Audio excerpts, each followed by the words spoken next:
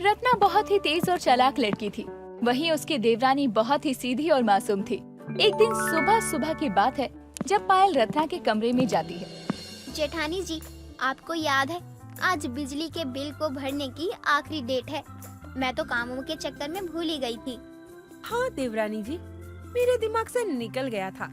वैसे कब तक का टाइम है पेमेंट करने का? जेठानी जी, आज शाम तक का ही टाइम है। एक काम करिए, आप ऑनलाइन पेमेंट कर दीजिए। कौन कहता है कि मेरी देवरानी सीधी है? इतनी जल्दी बिजली का बिल मेरे सर पर मर दिया। लेकिन मैं भी बहुत चालाक हूँ, इतनी जल्दी फंसने वाली नहीं हूँ। क्या हुआ जेठानी जी, आप क्या सोचने में लग गई हैं? जल्दी करिए, वरना अगर कहीं माँ जी ने पूछ लिया कि तुम लोगों ने बिजली का बिल भरा है कि नहीं, तो हम क्या उनको जवाब देंगे? बात सही है पायल, लेकिन वो क्या है ना कि मेरा रिचार्ज खत्म हो गया है, वरना तो मैं कर ही देती, तुम्हें भी पता है। कोई बात नहीं दीदी, आप मेरे फोन से कर दीजिए। तब तक मैं सबके लिए चाय बना कर लाती हूँ और घर के बाकी कामों को करती हूँ। हाँ ठीक है, फिर आराम से सीरियल देखकर चाय पियेंगे। अरे दीदी, सीरियल कहाँ से देख पाएंगे, नेट का रिचार्ज ही खत्म हो गया है। एक काम करिए, वो भी आप मेरे ही फोन से कर दीजिए। रत्ना की चाल कामयाब हो जाती है, जिसके बाद जैसे ही पायल उसे अपने अकाउंट से पेमेंट करने के लिए कहती है तो उसकी खुशी का कोई ठिकाना नहीं रहता। उसके बाद वो घर के बिजली के बिल की पेमेंट और नेट का रिचार्ज भी अपनी देवरानी पायल के अकाउंट से करती है। लेकिन वो इस बात से अनजान थी कि रत्ना का पति अंश ये सब कुछ होते हुए छुप कर देख रहा था। जिसके बाद वो इशारा करते हुए रत्ना को अपने पास बुलाता है और कहता है, तुम्हारे जैसी चालाक औरत तो मैंने आज तक नहीं देखी। जब देखो अपनी चालाकी दिखाकर अपनी सीधी सादी देवरानी का फायदा उठाती रहती हो। तुम जैसी चालाक जेठानी पाकर उसके भी कर्म फूट गए। देखिए, मेरे ऊपर इल्जाम लगाने की जरूरत नहीं है। मैंने तो बस अपना दिमाग का इस्तेमाल किया है, जो कि वो नहीं करती है। वो भी अपने दिमाग का इस्तेमाल करती है, लेकिन वो अपनों के साथ गेम नहीं खेलती है जैसे तुम खेलती हो। अच्छा, ऐसा क्या कर दिया मैंने जो आप मुझे ऐसे ताने मार रहे हो? सच सच बताओ, क्या सच में तुम्हारे फोन में रिचार्ज खत्म है? खा लो मेरी कसम कि तुम्हारे फोन में रिचार्ज नहीं है। तुमने कोई चालाकी तो नहीं दिखाई है? वो बस रहने दो, तुम्हारी लड़खड़ाती जुबान बता रही है तुमने पायल के अकाउंट से पेमेंट जानकर अपनी चालाकी से करवाई है। सुधर जाओ, अभी भी टाइम है। अंश अपनी पत्नी की चालों को समझ चुका था, लेकिन वो जानता था कि रत्ना को समझाने का कोई फायदा नहीं है। जिसके बाद वो अपना बैग लेकर चुपचाप ऑफिस के लिए निकल जाता है। ऐसे ही दिन गुजरते हैं, लेकिन रत्ना की हरकतों में सुधार नहीं आता। एक दिन की बात है जब पायल घर में पोछा लगा रही थी, तभी रत्ना फोन चलाते हुए कमरे से नीचे आती है। तभी रत्ना को उसकी सास मालिनी बुलाती है। पूरा दिन फोन लेकर इधर उधर घूमती रहती है, कभी कोई काम कर लिया कर। माँ जी, सुबह से काम ही तो कर रही हूँ। आपको तो मेरा काम कभी दिखाई ही नहीं देता है। दिखाई तो जब देगा ना, जब तू कोई काम करेगी। पायल बहू काम कर रही है, तब तक जाकर तू खाना बना ले, मुझे भूख लग रही है बहुत। माँ जी, मैं खाना बनाऊं? मेरे ख्याल से मैंने ये बात तुझे ही बोली है, किसी पड़ोसी को तो नहीं बोली है। गलती कर दी लगता है। कमरे से नीचे आकर कमरे में ही रहती तो ठीक रहता, ना दिखती ना ही मुझे काम मिलता। सुनाई नहीं दिया तुझे मैंने क्या बोला है, या नहीं सुनाई दिया?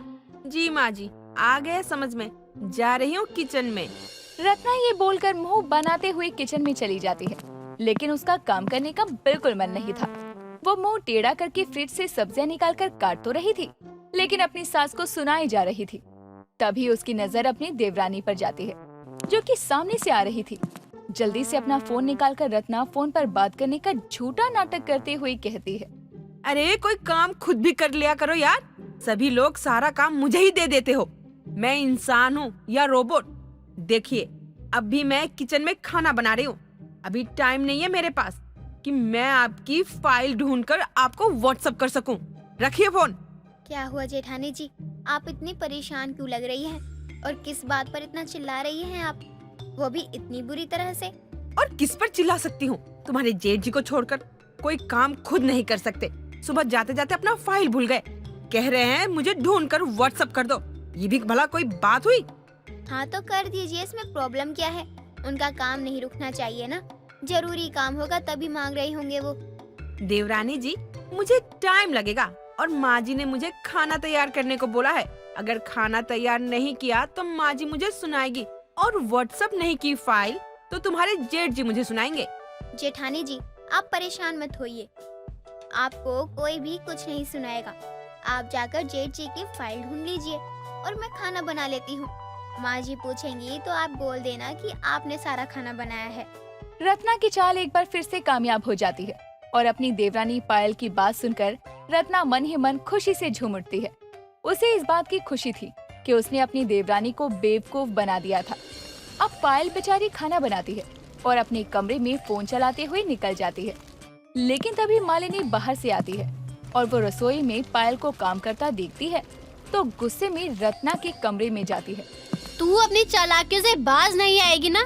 लगता है अब मुझे कुछ करना ही पड़ेगा। माँ जी, आप यहाँ कैसे? आप तो कहीं गई थी ना?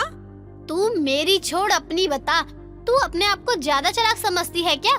जब देखो अपनी देवरानी को लूटने में लगी रहती है, हमेशा उसे पागल बनाती रहती है।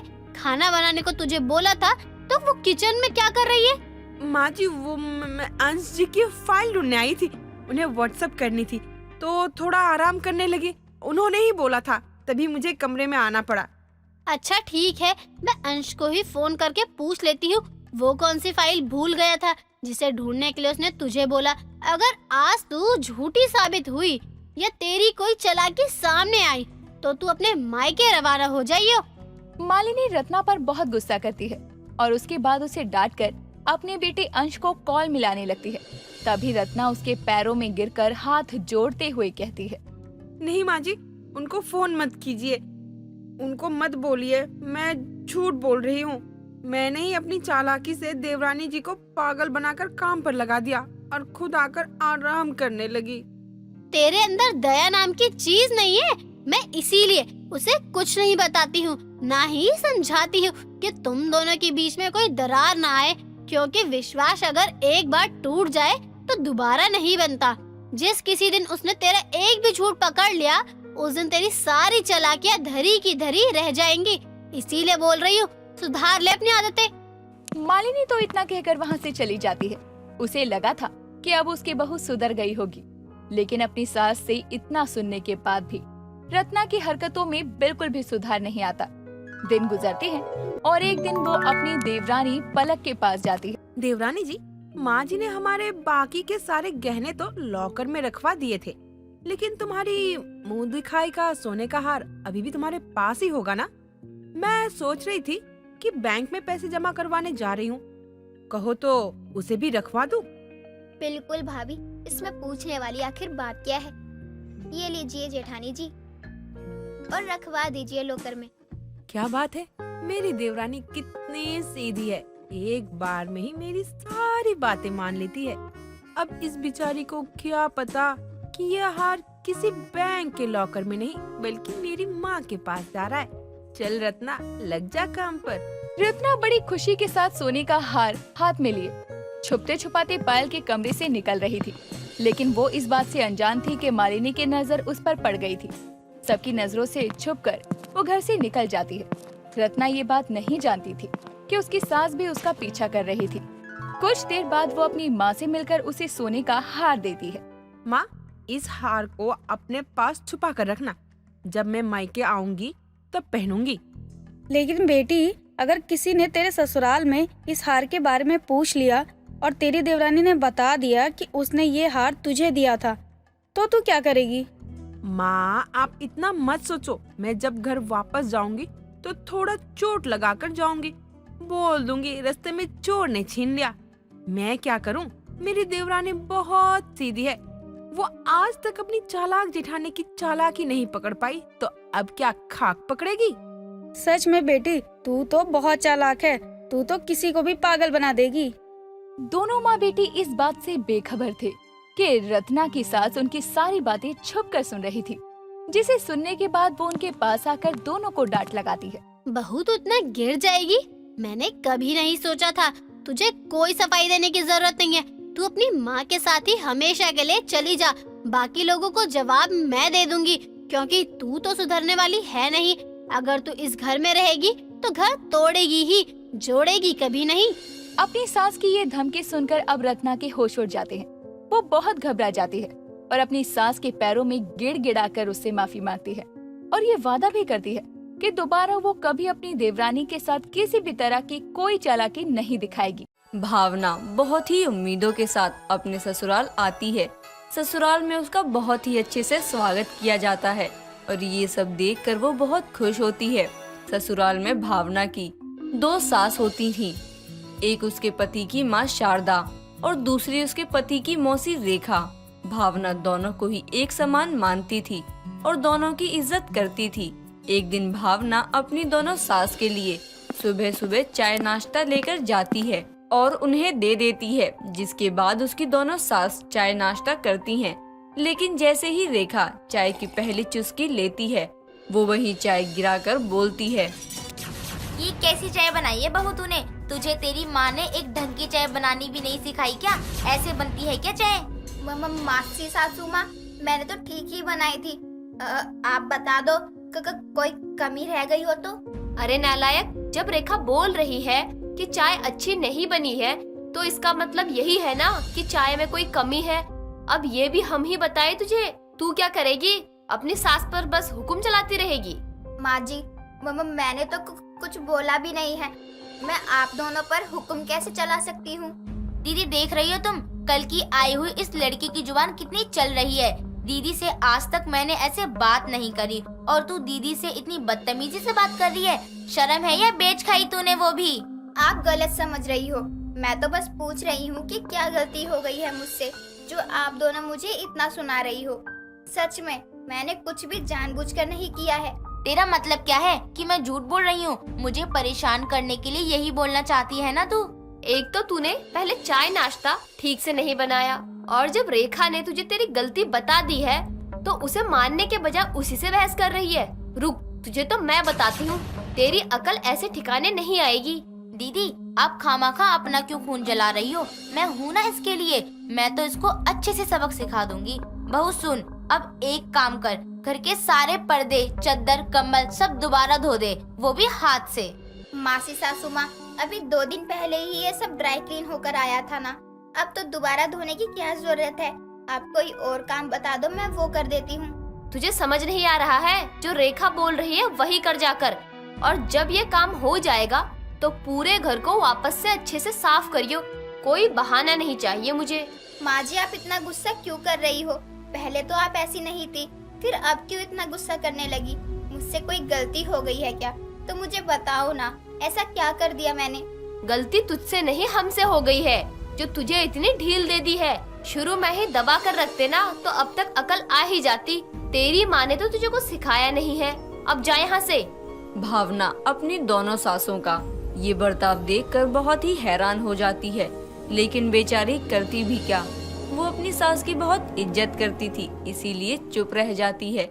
लेकिन उसकी दोनों सास बस कुछ ही दिनों के लिए भावना के साथ अच्छे से थी, उसके बाद तो भावना के साथ बड़ा ही बुरा व्यवहार करने लगती हैं। हर छोटी छोटी बातों पर भावना को ताने देना, सजा देना दोनों को ही अच्छा लगने लगता है। एक दिन भावना बर्तन धो रही होती है, तभी पीछे से उसका पति सचिन आकर उसको गले लगा लेता है, जिसके कारण भावना से बर्तन गिरकर टूट जाता है। बर्तन गिरने की आवाज सुनकर वहाँ रेखा और शारदा दोनों आ जाते हैं और शारदा बोलती है, बहू तुझसे एक काम ठीक से नहीं होता है। बर्तन क्या धोने के लिए बोल दिए? तू तो बर्तन तोड़ने लगी। ये गुस्सा ही निकाल रही है बेजान बर्तन पर। काम जो करने को बोल दिया महारानी को। तू ये सब अपने मायके से नहीं लाई है जो तोड़ रही है, समझी? माफ करना माँ जी, गलती से गिर गया, आगे से नहीं होगा। हाँ, आगे से नहीं होगा ये बोलकर तो तू बच गई, लेकिन नुकसान तो हमारा हुआ है ना। तेरा क्या गया? बस करिए, मैं कब से देखे जा रहा हूँ कि एक बर्तन के पीछे आप दोनों भावना को कितना सुना रही हो, जबकि वो मेरी गलती की वजह से टूटा था। भावना की कोई गलती नहीं थी उसमें। देखा दीदी, कर लिया इसने हमारे बेटे को अपने काबू में। तभी तो देखो कैसे उसकी जुबान बोल रहा है। मैं किसी की जुबान नहीं बोल रहा हूँ, मैं तो वही बोल रहा हूँ जो सच है, और सच यही है कि मेरी गलती की वजह से टूटा था। आप दोनों बिना गलती के भावना को क्यों सुना रहे हो? सचिन की बात सुनकर वो दोनों वहाँ से चली जाती हैं, लेकिन हर वक्त तो सचिन भावना के साथ नहीं रह सकता था। इसीलिए भावना को अपनी दोनों सासों का अत्याचार सहना पड़ रहा था। दिन पे दिन दोनों सास के अत्याचार भावना पर बढ़ते ही जा रहे थे। ऐसे ही एक दिन भावना सब्जी लेने के लिए बाजार गई होती है, लेकिन उसे काफी देर हो जाती है। जैसे ही भावना घर आती है, सामने उसकी सास और उसकी मौसी दोनों ही उसे घूर रही थी। ये देखकर भावना बोलती है, क्या हुआ माँ जी, आप दोनों मुझे ऐसे क्यों देख रही हो? लो कर लो बात। एक तो शाम की सब्जी लेने गई, रात में घर वापस आई और पूछ रही है कि हम इसे घूर क्यों रहे हैं। अरे अब क्या हम तेरी आरती उतारें? वो मासी सासू माँ, बाजार में बहुत ही भीड़ थी, कहीं भी पैर रखने की जगह नहीं थी, इसलिए ही इतनी देर हो गई। और फिर पड़ोस वाली काके भी मिल गई थी, इसलिए थोड़ी देर और हो गई। देर हो गई है, यहाँ हम दोनों भूखे बैठे इंतजार कर रहे हैं और तुझे गप्पे लगाने से फुर्सत नहीं मिल रही है। तू बाजार में सब्जी लेने गई थी या बात करने? अब तो ये सचिन से हमारी चुगली भी करने लगी है। इसको तो अब सबक सिखाना ज्यादा जरूरी हो गया है। देखो कैसे जुबान चल रही है जब से सचिन ने इसका साथ दिया है। और नहीं तो क्या, ये तो यही चाहती है कि हम सब इसकी उंगलियों पर नाचे, लेकिन जो ये चाहेगी वो थोड़ी होगा। रोज रोज इसकी हरकतें बढ़ती ही जा रही है। मैं तो बोलती हूँ 4 दिन भूखी रहेगी ना तो इसे अक्ल आ जाएगी। खाना मिलेगा नहीं इसे, तब देखना इसकी जुबान कैसे चलेगी। हाँ सही बोल रही है तू, अब तो इसका खाना ही बंद करना पड़ेगा। माँ जी मुझे माफ कर दो, आगे से कभी नहीं होगा ऐसा। बस इस बार माफ कर दो, मैं ध्यान रखूंगी। आपको आगे कोई भी शिकायत का मौका नहीं दूंगी। हम तुझे कोई मौका देंगे तब तो तू कोई काम खराब कर सकेगी ना, हम तुझे मौका ही नहीं देंगे। सही बोल रही है तू, इसको मौका देकर हम गलती नहीं करेंगे। अब चल, अब जाकर काम कर तू, और खबरदार तूने हमारी इजाजत के बिना कुछ खाया तो। ठीक है माँ जी। भावना चुपचाप से अपना काम करने लगती है। 2 दिन बीत जाते हैं और भावना ने अभी तक कुछ भी नहीं खाया था। भावना को बहुत जोर से भूख लग रही होती है, तो वो सबसे छुपकर किचन में खाना खाने लगती है।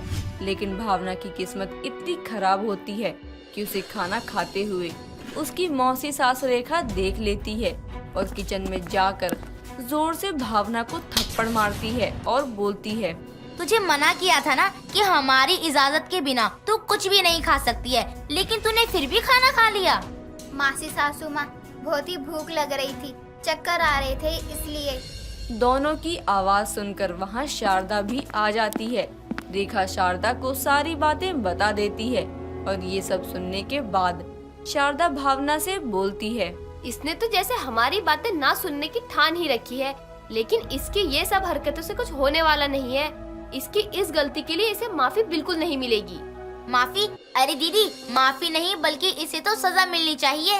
मासी सासू माँ, आप दोनों किस बात की सजा दे रहे हो मुझे? मैंने क्या कर दिया, कम से कम बताओ तो। अभी भी इसे अपनी गलती समझ नहीं आ रही है, अभी भी हमसे ही पूछ रही है। रुक, अब तो मैं अच्छे से समझा देती हूँ तुझे। शारदा भावना को मारने लगती है। दोनों सास अपनी बहू पर अत्याचार कर रहे थे, दोनों उसे मार ही रहे होते हैं कि इतने में वहाँ पर सचिन आ जाता है और ये सब देखकर सचिन बोलता है, ये सब क्या हो रहा है? आप मेरी गैर हाजिरी मेरी बीवी के साथ ये सब करते हैं? नहीं, ये सब तेरी बीवी का किया धरा है। आज तक कभी ये हमारी बात सुनती ही नहीं है। नहीं सचिन जी, मेरी कोई गलती नहीं है, पता नहीं किस बात की सजा दे रहे हैं मुझे। ये सब मुझे पहले ही समझ जाना चाहिए था कि आप दोनों छोटी छोटी बातों को लेकर ना मेरी बीवी को सुनाते रहते हो, लेकिन अब तो हद ही पार कर दी आप लोगों ने। आप दोनों 2 सासों और आपकी बहू को ना 2 सास का प्यार मिलना चाहिए था, लेकिन उसको मिला आप दोनों का अत्याचार। इसलिए मैं अपनी बीवी को लेकर जा रहा हूँ यहाँ से। सचिन इतना बोलकर भावना को वहाँ से लेकर चला जाता है। शारदा और रेखा उसे रोकते रह जाते हैं, लेकिन सचिन किसी की भी नहीं सुनता। उसके बाद दोनों के पास अपनी गलती का पछतावा करने के सिवा और कोई रास्ता नहीं बचता। सुमित्रा अपनी 3 बहुओं को शहर लेकर जाती है, जहाँ बड़ी बड़ी बिल्डिंग देख सुमित्रा की बड़ी बहू पुष्पा बोलती है, आई हो दादा, कितना बड़का बड़का मंजिल है यहाँ। पुष्पा दीदी, तुम बिल्कुल सही कहत हो, देखो तो जरा कितना बड़का मंजिल है। अम्मा जी, हमार भी ऐसा घर है का? हाँ मेरी तीनों बहू, हमारा भी ऐसा ही घर है। ये सुनते ही तीनों खुश हो जाती हैं और कुछ ही समय में वो चारों अब घर पहुंच जाती हैं, जहां इतना बड़ा घर देख तीनों की आंखें फटी की फटी रह जाती हैं और तीनों एक साथ बोलती हैं। बाप रे, इतना बड़ा घर। अरे पुष्पा दीदी, हम तो सपने में ही देखे हैं इतना बड़ा घर। अरे झुमकी, तुमने तो सपने में भी देखा है ना, हम तो ऐसा घर टीवी में ही देखे हैं। हाँ सही कह रहे हो तुम दोनों। अरे हमारी किस्मत देखो कितना अच्छा है। वो कहावत सुनी है ना तुम सभी ने, भगवान जब भी देता है छप्पर फाड़ कर देता है। हमारे साथ भी कुछ ऐसा ही है। ये सभी बात कर ही रहे थे कि तभी उनकी सास सुमित्रा उनसे बोलती है। अरे तुम सभी का घर को निहारना हो गया हो तो कुछ बनाकर मुझे खिलाओ, बहुत जोर से भूख लगी है। हाँ हाँ सासू माँ, क्यों नहीं, आप तो हमारी माता हैं और हम अपनी माता को खाना कैसे नहीं खिलाएंगे। झुमकी, ठुमकी, चलो चलकर खाना बनाते हैं। दीदी, ये घर जरा अच्छे से निहारने दियो, काहे कि हम अपनी जिंदगी में पहली बार ऐसा घर देखे हैं ना। अरे बहू, ये घर हमारा ही है और अब तुम तीनों भी यहीं रहोगी, तो आराम से इस घर को देखते रहना, क्योंकि तुमको अब अपना जीवन यही काटना है। इसलिए जाओ, कुछ बनाकर खाने को ले आओ। क्यों भूखा मार रही हो अपनी बूढ़ी सास को? जी अम्मा जी। इस तरह अब तीनों बहू अपनी सास के लिए खाना बना कर लाती हैं और खिलाती हैं। ऐसे ही समय गुजरने लगता है और एक दिन चारों सास बहू हॉल में बैठकर टीवी देख रहे थे कि तभी झुमरी बोलती है। अम्मा जी, मैं ये सोच रही थी कि हमारे जो 2 देवर हैं, उनकी भी शादी जल्दी से जल्दी करवा देते हैं। अब वो दोनों भी तो ब्याह के लायक हो गए हैं। ई लियो, छोटा मुंह बड़ी बात। अम्मा जी, हम भी यही कहने वाले थे कि देवर जी अब बड़े हो रहे हैं। दीदी, बड़े हो रहे हैं या बड़े हो चुके हैं? वैसे तुम सब बोल सही रही हो। आज आने दो उन दोनों को, मैं उनसे शादी की बात करती हूँ। इस तरह अब शाम हो जाती है और सुमित्रा अपने दोनों बेटों से कहती है। विकास, अनुज, मैं सोच रही थी कि मैं तुम दोनों के हाथ पीले कर दूं। अरे मम्मी, अगर हाथ पीले करने हैं तो हम रंग लगा लेते हैं ना। उसकी बात सुनकर अनुज की बड़ी भाभी अनुज के सर पर एक मारते हुए कहती है। मेरे पागल देवर जी, रंगों से हाथ पीले नहीं करने हैं, हल्दी से पीले करने हैं। और यहाँ बात तुम्हारी शादी की हो रही है। अभी तो हम बच्चे हैं भाभी। लो, कर लो बात। अरे देवर जी, अगर कोई लड़का या लड़की ऐसा कहता है ना, तो उसके मन में जरूर कोई चोर होता है। हाँ हाँ, अब तो हम भी समझ गए कि आपके मन में कौन सा चोर है। ये कैसे इशारों इशारों में बात कर रहे हो तुम पांचों? अम्मा जी, सीधी सी तो बात है, आपके दोनों लड़कों ने अपने लिए लड़कियां पसंद कर रखी हैं, इसलिए कहीं और शादी करवाने से अच्छा है कि इनकी पसंद से इनका ब्याह करवा दो। फिर क्या था, सुमित्रा अब उन दोनों की पसंद की लड़की से उन दोनों की शादी करवा देती है और शादी के कुछ दिनों बाद सुमित्रा की दोनों बहुएं नमिता और शमिता दोनों ही छोटे छोटे कपड़े पहनकर आती हैं और अपनी तीनों भाभियों से कहती हैं। भाभी, हमारा टिफिन का है, हमें ऑफिस के लिए देर हो रही है। ये क्या कह रही हो, ऑफिस? तुम दोनों काहे लिए ऑफिस जाओगी? भाभी, आप लोग हैं घरेलू भूवे, हम नहीं, हम दोनों कामकाजी भूवे हैं। अपने घर में शोर सुनकर सुमित्रा बाहर हॉल में आती है और अपनी बहुओं से कहती है। अरे क्या हो गया? क्यों सुबह सुबह कान के पर्दे फाड़ रही हो तुम पांचों? मम्मी जी, मैं पहले ही कह दे रही हूँ कि अगर हम लोगों को किसी ने काम पर जाने से रोका तो मैं उसे छोड़ूंगी नहीं। अरे बहू, जाओ तुम दोनों, तुमको रोकने वाला कौन है? इस तरह अब दोनों अपने ऑफिस के लिए निकल जाती हैं। तो वहीं झुमकी अपनी सास से बोलती है।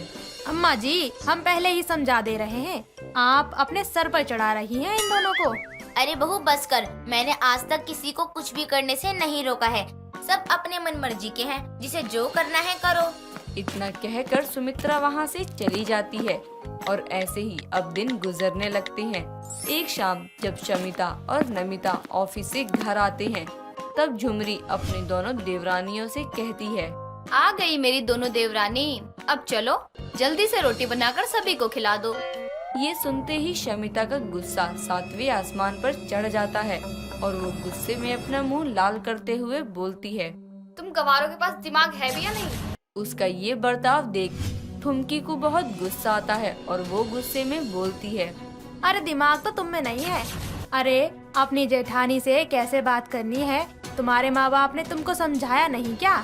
ये कैसे बात कर रही है दीदी, माँ बाप पर तो मत जाओ, और वैसे भी क्या ही गलत कह दिया, समीता ने सही तो कहा है। अरे हम भी तो थके हारे आते हैं और ऊपर से आप हमको रोटी बनाकर सबको खिलाने को कह रही हो।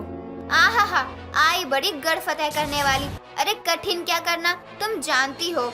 हमसे पूछो घर को संभालना कितना मुश्किल होता है। भाभी घर का काम करना कोई बड़ी बात नहीं है, समझिए आप।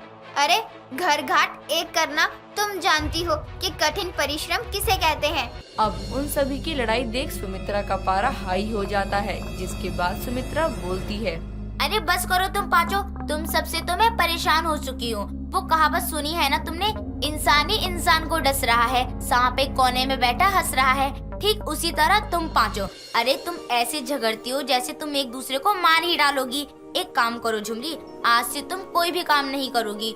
और पुष्पा और ठुमकी, तुम अपनी देवरानी की जगह अपने देवरों के साथ काम करने जाओगी और ये दोनों इस घर को संभालेंगी। उसके बाद सबको पता चल जाएगा कि किसका काम ज्यादा भारी है।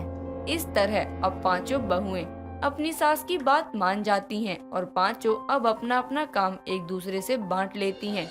नमिता शमिता दोनों अब घर को संभालने लगती हैं, तो वहीं अब ठुमकी और पुष्पा बाहर का काम संभालने लगती हैं।